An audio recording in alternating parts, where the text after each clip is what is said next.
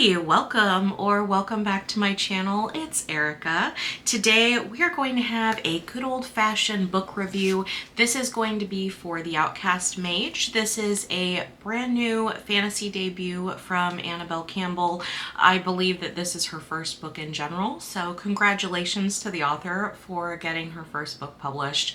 And I need to say, I'm going to put this down and I'll put like a little picture of the title here so we can know what I'm talking about. Just a side note though before we get started, so I have the hardcover and I had to order this from, I believe I got it from Waterstones, because I could not find a hardcover of this book in the US. So if anyone knows where to find a hardcover in the US, I mean, feel free to share that. I could not find one. It looked like it was only paperback. I prefer a hardcover, so I did have it shipped in, but that's where I got mine from if you're looking for where to find the actual hardcover, because you can't. I had to import it. So just a heads up though, this is going to be a glowing review of this book. I really enjoyed this book. I'm gonna have my spoiler-free thoughts first, and then at the end I have some spoilery thoughts to share, but I'm gonna give plenty of warning before I start talking spoilers, so you don't need to worry. I will not just start spouting off spoilers anywhere for this story. In case you couldn't tell by the title, this book is a story about a mage. In particular, Nayla. She is pretty socially kind of an outcast where she is. There's a lot of mages in this book, and the main city where most of the story takes place is Amoria. It's a city it's filled with both mages and non-mages. They both have positions like in the local government for their city. The main character in this story, Nyla, she resides in this city and she's been identified as a mage. She's a teenager. What this means when you're identified as a mage, you have to then go to the academy that they have where they train mages how to use their magic. In this society, every mage has to go to this academy. Like, it's a critically important requirement to go to this academy, pass the classes, learn how to control your magic, because they won't let you out into like normal mage society if you don't, because apparently if you're a mage and you're like uncontrolled, you don't really know how to control your power, things can get kind of out of hand and you can be accidentally really destructive. So they stick hard to this rule. The problem is that our main character, while she's identified as a mage and she can recognize magic, like she can sort of see and feel magic, she can't do any magic. She can't do magic like at all. She's been trying a very long time. Nothing's working. She can't do spells. She can't manipulate anything. So she's doing the studying, she's putting in the work, but she is kind of just spinning her wheels at this academy at this point. We learn starting off that Nayla kind of thinks of herself as being a hollow, which is like the in-world derogatory term for someone who's not a mage. So like you're hollow, you know, void of magic, because she just can't get anything to work. She's way behind her peers and she's kind of just stuck doing the basics of magic at the academy, because no matter what she tries, she just can't do any magic. Nayla's pretty, did I call her Nyla before? God, am I gonna be switching back and forth between what I call her? Look, I'm sorry, I might. In my mind, I kind of haven't settled on what to call her yet, Nayla or Nyla. I'm gonna put the spelling of her name up so you can see. Draw your own conclusions. I guess my brain never settled on exactly how we're pronouncing her name. So sorry if I switch back and forth with what I call her, but this is the name of the main character. So Nayla, Nyla, same person. I might switch around. I'm gonna try to settle on a name. I have this problem all the time with fantasy books where I'm like, I just can't settle on how to pronounce this person's name. So I apologize. I apologize in advance. I will make a decision about how I'm going to pronounce her name. Let's say her name is Nyla. That's what I'm going to try to stick to calling her. Okay. So Nyla is pretty socially isolated, which means I think that the title of this book is pretty appropriate, because she's very unique in that she really is the only mage at this academy that can't do magic. So all of her peers are passing her, you know, they're moving on through the classes. She really doesn't have any friends because she feels so different from everyone else. Everyone sees her as being so different.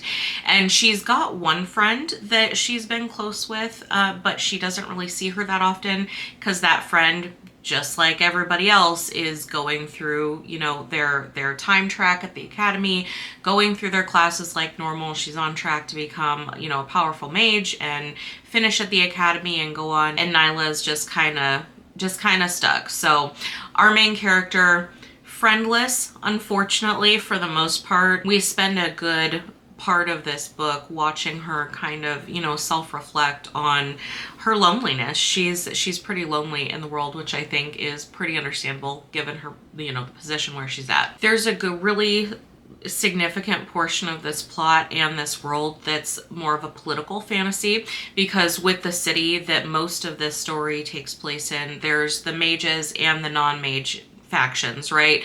So we have these two groups kind of competing for power, and they don't trust each other. They're both paranoid. Both groups are paranoid about the other wanting to, like, hurt them in some way, get rid of them in some way, concentrate power for themselves.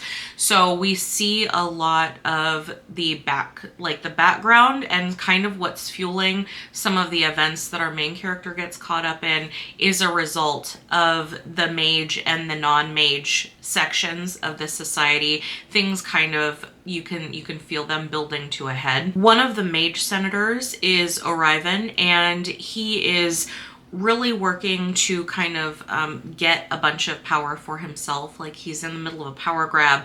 As we start off this book, we see him trying to get it all, like, basically all to himself for the whole city, not just for the mages, but he wants to take over the whole thing, essentially. And one of the ways he's doing this is really focusing on villainizing the non-mages to sow a lot of, like, distrust, discontent, kind of like fanning the flames of an already tense situation. He's trying to take advantage of that. So with this conflict building is where we pick up in Nyla's story, because she has now learned that basically she must learn to control her magic in kind of an or else. The ultimatum is not really, like, clearly spelled out, but it can pretty easily inferred that if she doesn't manage to learn to do some magic and actually go through the academy like they're supposed to do, that there's gonna be some pretty serious consequences, things like imprisonment or possibly worse. It doesn't seem like they are going to take this lightly if she doesn't learn to get on with things the way that they expect her to. This is where another of our primary characters, Helios Akana, he comes into the story. He's a wizard. He's possibly the most powerful mage, like, in the world. He's certainly the most powerful mage in the city, like, in their society that they have. He steps in, takes a personal interest in Nyla, and decides he is going to make her learn magic. He's going to figure out what the problem is, and he is going to do whatever it takes to teach her how to learn magic so that she, you know, she can just go on with her life. So he takes on this mentorship role. It's pretty unexpected for Nyla because Wizard Akana is viewed as kind of like, I mean, he's the most powerful wizard in the city. He's kind of viewed by everyone as, like, a lot of people view him as intimidating because of just the mass amount of power that he has. And we get to learn about Helios and more of, you know, his motivations, his background. I'll talk more about the characters in a minute, but that's how he comes into the storyline. He takes on this mentorship role, really dedicate himself to making sure that Nyla is not going to fail, that he is going to make sure she succeeds in this task that she has to do. And it should be mentioned, the stakes are high for Helios too. He seems to have a lot of people in the mage community who don't like him. They view him as a threat because of his power and his knowledge.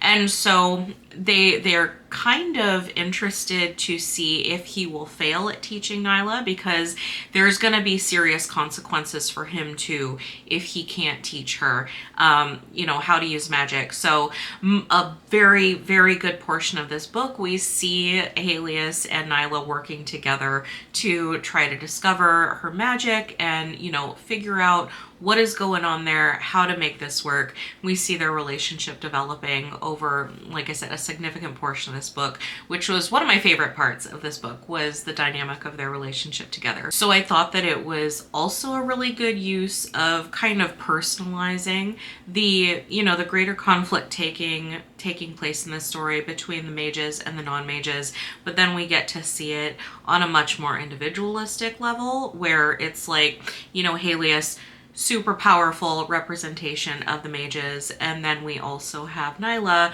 who's kind of a representation of, the hollows or the non-mages, and they're coming together. So I thought that it was also a good contrast too, because while they had developing positive relationship, the backdrop of the mages versus the non-mages was pretty hostile. So a pretty stark contrast between the two as you're reading through it. So this book shifts character perspectives for each chapter. We get just a small group of character perspectives. There's just 4 characters total that we're rotating through. So, Nyla would be our main character, but then we've got 3 other main characters that we're following throughout the story. Nyla, of course, our teen main character, who is allegedly a mage. She's been tested as a mage, but she can't do any magic. She doesn't know what her problem is.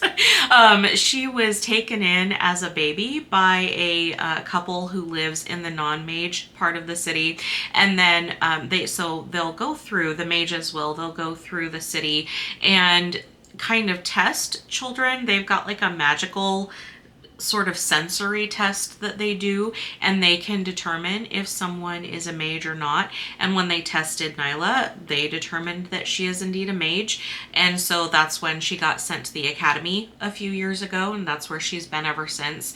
And it should be said, they've tested her several times since then to be like, are you really a mage? Every single time the test comes up that indeed she is a mage. And like I said, she can sense magic, and she can see magic, but she just can't do anything.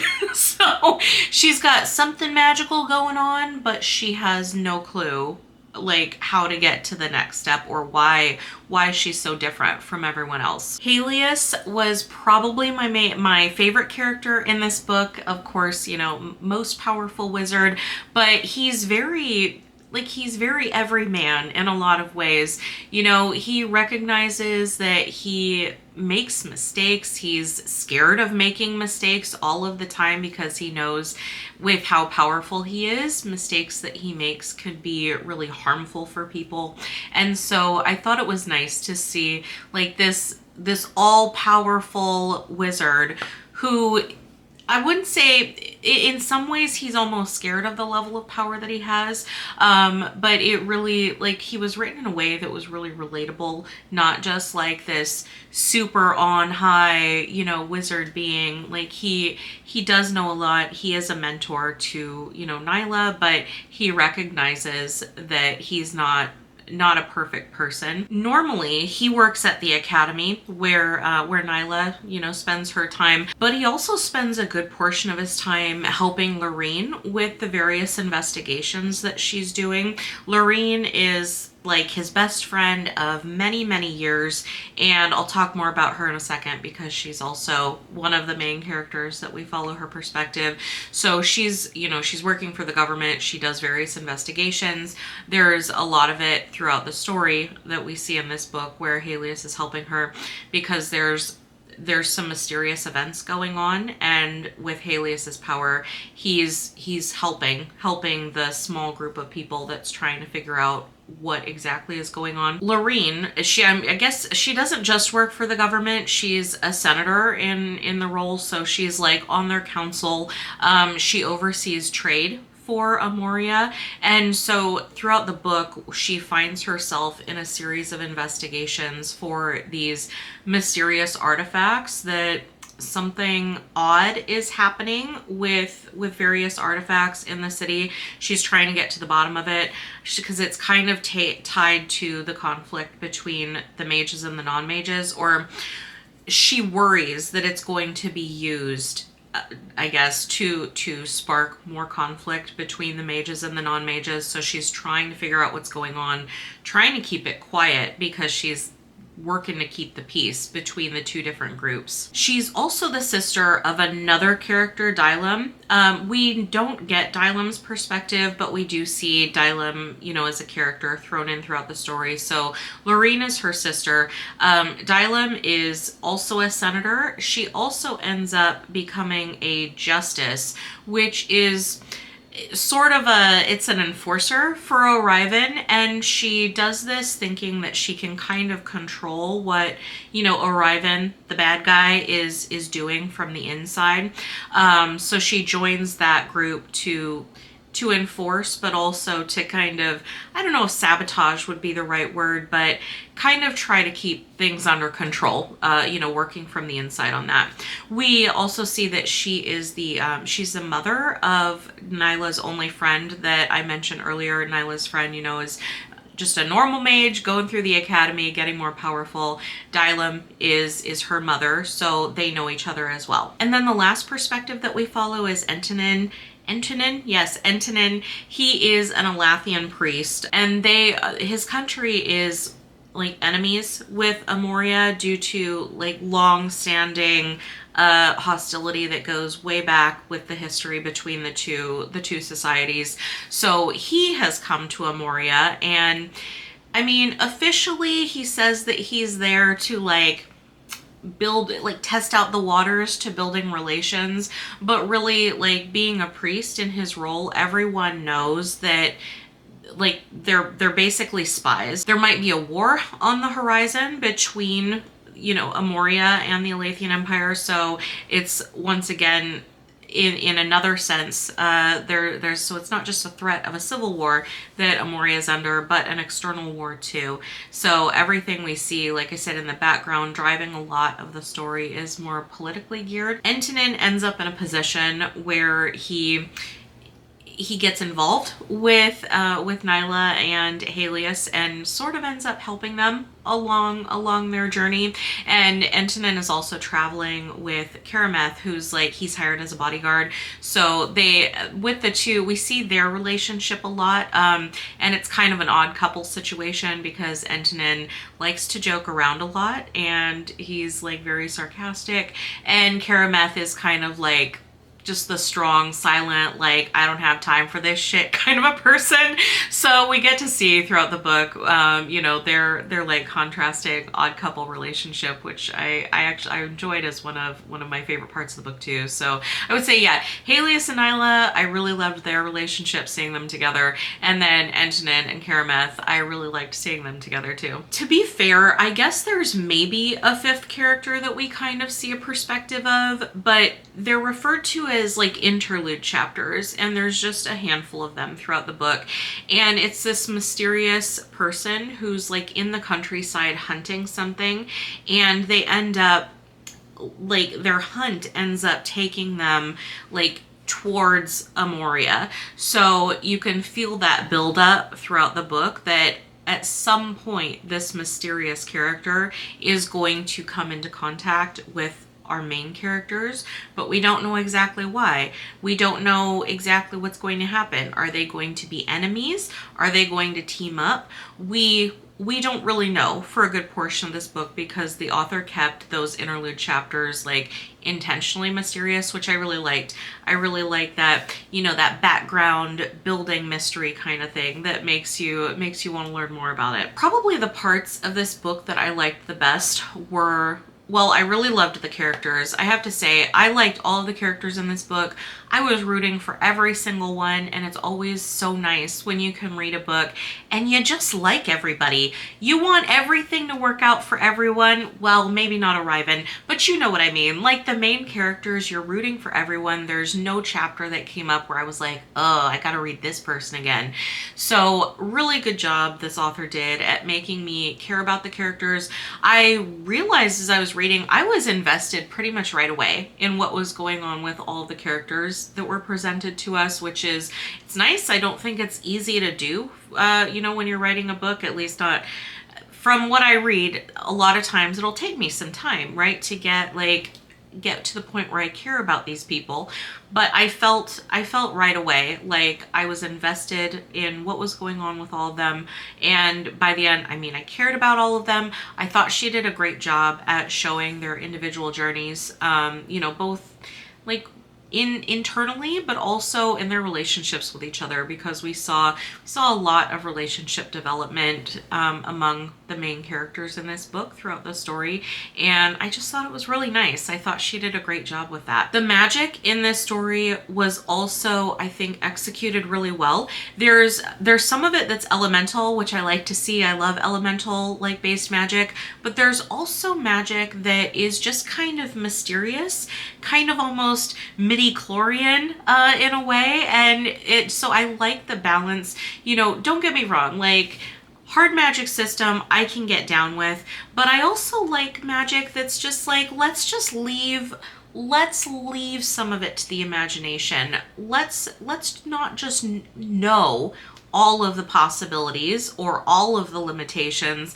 Let's just kind of leave it a little bit up to your imagination, and we'll see what happens along the way. And this author did that, which I thought was really fun. And I did think too, she did a good job at showing that like there's a cost to magic in this book. Even though like Helios, for example, super powerful wizard, right? Like most powerful wizard in all the land, even he has limitations. When he's doing something incredibly, like it takes so much of his magic to do it, and he can do it, and he can do things that like nobody else can do, it physically drains him to do it. And that's what happens with the mages. Like they can do magic, but it's physically draining to a point if you don't respect your limitations on, what it's going to do to you as far as like how much energy and magic it takes. So I thought that it was good to show it's not just like a bottomless well. There's all kinds of possibilities for what you can do, but it's gonna come at a cost. And so I really liked seeing that. I'm extremely interested to see what she does with that in the next book, just because of some of what we learn about like our main character, and how obviously she's got some kind of magey magic because she can sense magic. Like non-mages can't sense magic. They can't see magic. They have like nothing magic going on. But Nyla, our main character, she can sense magic. She can see it. She just can't do it. And so I will be very interested to see what her limitations might be, what the costs might be to her, as we learn more about what her magical powers actually are, what those costs might look like for her compared to like the normal mages, And with that too, we spent so much of this book following Nyla, along her journey to discover what her magic is, how it works. And that's probably, I know I've said this so many times, but I feel like that's my favorite way to learn about magic or really about anything in a story, is to learn along with one of the characters. I feel like it's the most natural way, rather than just like an info dump that, sometimes we'll get in stories. I like to learn along the way. It feels more natural. And, I get into it, I'm invested in the character and their development, I'm learning along with them. So that's what we spent a lot of this book doing, is learning along with our main character, Nyla. And I thought that was executed really well. And I am deeply invested in her self-discovery and development, that you can tell like how the author laid it out for us in this book. Absolutely gonna continue in the next book in the series, because we just touched like the tip of the iceberg with what's going on with her. And so I'm really interested to keep learning like on that magical development journey that she's going on right now. I also really liked that the author was able to build in like the political backdrop, but the stakes are very clear in how they're affecting like our main characters. So it's, the society is on the edge of a knife. There could be civil war any moment. Like things are very tense throughout this book. in the society that they're in Amoria. I feel like the author did a really good job at building that up, and I will be very interested to see what happens next because of how we left off on the political situation in Amoria when the book ended. I think that things are probably going to pop off, would be my guess in book 2, and I'm really interested to see what she does with that. After I finished the book, I was thinking to myself, was there anything that I didn't care for? Is there anything that I can like pinpoint a criticism on? Because while I really, really liked this book, and I have to say, this was such a fast read. Like it was written in a way where it's super easy to read. It's not like childish writing, but it was just like an easy flow. Man, you could just get right through it. I powered through this thing. I was always eager to pick it back up to see what was going to happen next. And so, but I'm like, I finished it and I was like, but was this a 4-star book? Because I didn't have, or I'm sorry, 5-star. Was this a 5-star book? Because I didn't have that 5-star feeling. I had that 4-star feeling.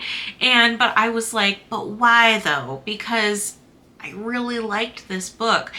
And so I thought about it. And I'm like, the only thing that maybe I could point to as to why this didn't have that 5-star feeling is there was a point maybe in like the 3rd quarter of the book where I felt like the pacing changed.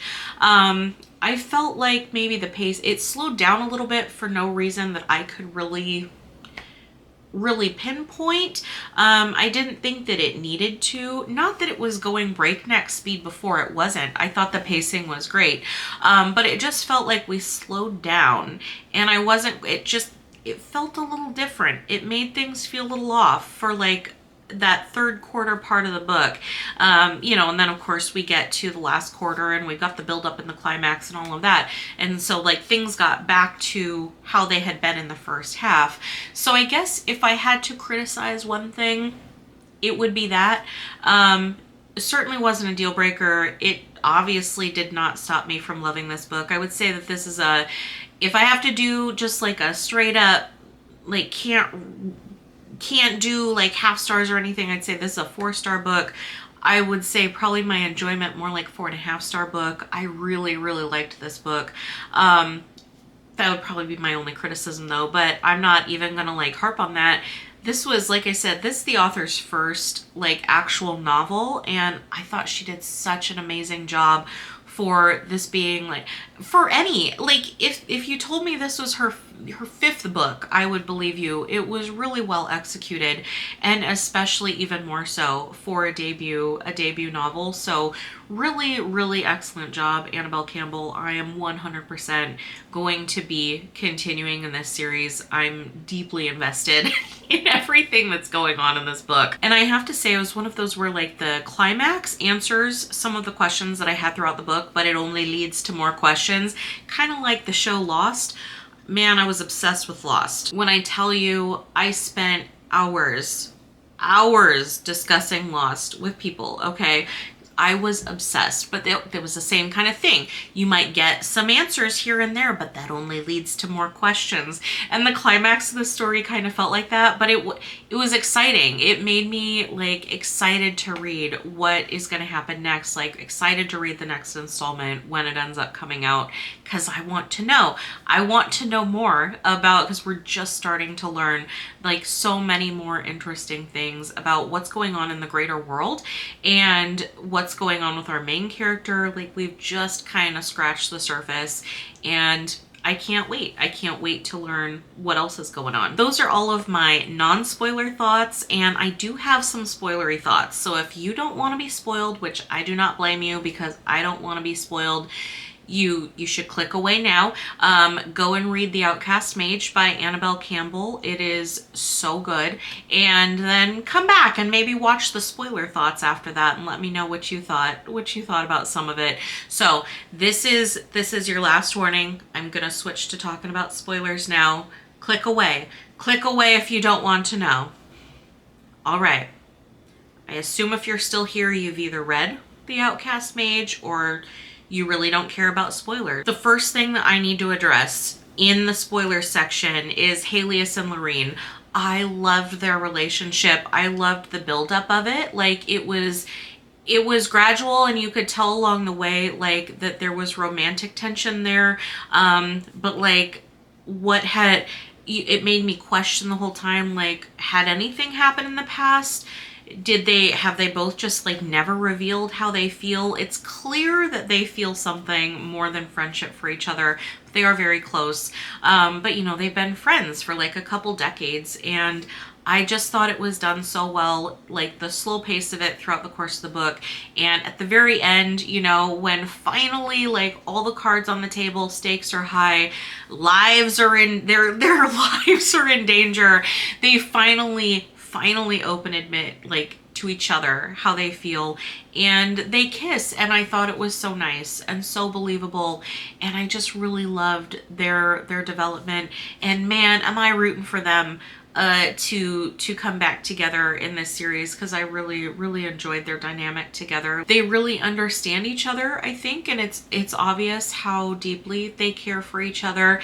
And man, I was sad that now like Helios is gone, like he's out, and Lorene decided to stay. Oh, I gotta say, that was one decision where I'm like, but why? Like, why? You are one woman. You can't stop this like civil war that's about to happen. This Arrivin dude is a real asshole, and you can't stop him either.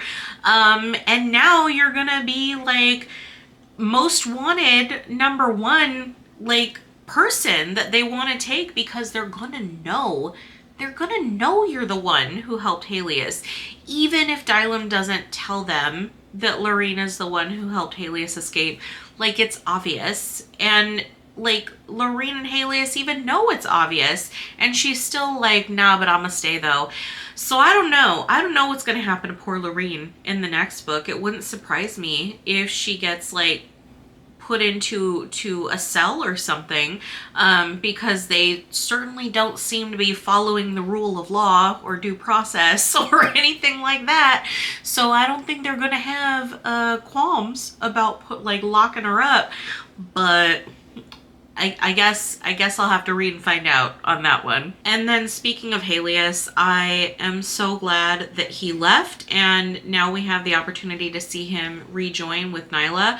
I wouldn't be surprised if the author has him go off and like kind of do something else first, kind of like a little side quest before he meets back up with Nyla. But that was maybe one of my maybe my favorite part of this book was watching watching their dynamic between the two of them as he was like mentoring her.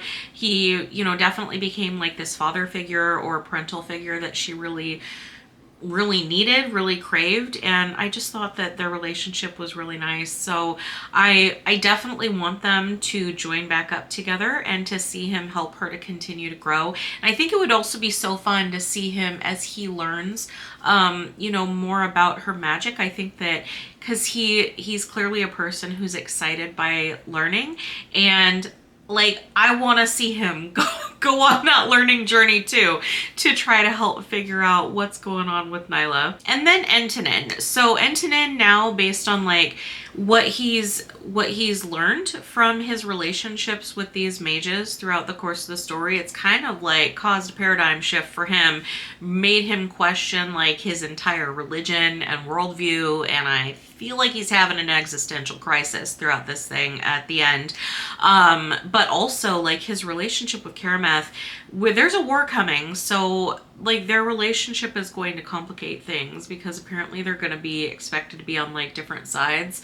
So we're gonna have to see how that goes. But I have to say, so I really did like their relationship, and I wasn't surprised that it became romantic. But I have to say, I was only a little surprised that Karameth, like with the character, like his character itself, like internal character, not just like him as a character, but like with who he is, that he would allow himself to have that kind of like an emotional connection to someone that he was on a job for. But I'm kind of chalking that up to, we didn't get his perspective as a character, so obviously he's going to be less developed than someone like Entinen. So I'm willing to set that aside. That's the only thing. I was just kind of surprised. Like, I don't know, this dude kind of seems all business, and he's letting himself get romantically involved with the person that hired him. Does that seem like in character? But you know what? I'm going to let it slide. I'm going to let it slide because I liked all these characters. So I'm going to give it a pass. And then finally, Nyla. So is she a dragon? Or is she like, I don't know, Queen of the Dragons? Is she something else? Because obviously, like, her magics is elemental, right? Which is dragony, but she also has control over like multiple elemental like types of dragons, not just like the water dragon, but she controlled the fire dragon too. And so I have no idea what Nyla is, no clue. But I want to know. I'm very interested to find out, and I absolutely need to see her journey, which I'm hoping is going to be her in that big library reading over a bunch of like dusty ancient books trying to figure out what the hell she is. If that's what we're going to see her do in the next book, I am absolutely going to be into that. And then of course Raakia, like the mysterious character who would probably have some of these answers, just leaves, just abruptly leaves without giving hardly like any information. She just looks at Nyla and she's like, why don't you figure out what you are? Like, yes, obviously that's the goal, but like, can you help us here? Throw me a bone. Throw me a frickin' bone. If you know anything, give me a place to start.